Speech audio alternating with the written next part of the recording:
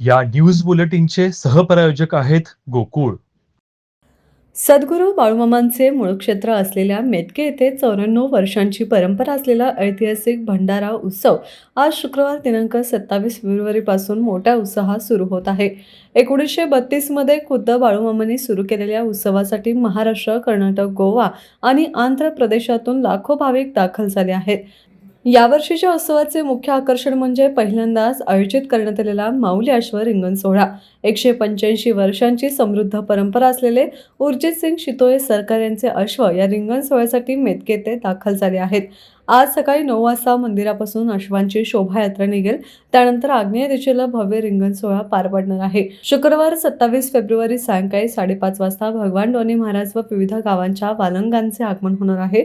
रात्री 7 वाजता भव्य छबिना मिरवणूक, धनगरी ढोल आणि हेडा नृत्य तसेच शनिवार 28 फेब्रुवारी पहाटे 4 वाजता बहुप्रतीक्षित भाकणूक, सकाळी ज्ञानेश्वरी पारायण सांगता 9 वाजता काल्याचे कीर्तन आणि 10 वाजता महाप्रसादाचे आयोजन केले आहे.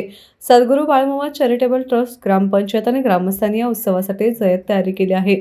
या भक्तिमय सोहळ्याचा लाभ घेण्याचे आवाहन ट्रस्टचे कार्याध्यक्ष पप्पा पाटील कौलोकर व अध्यक्ष राजेंद्र पाटील यांनी केले आहे. टीव्ही नेक्स्टसाठी मुरगुडहून सर्जराव भाट.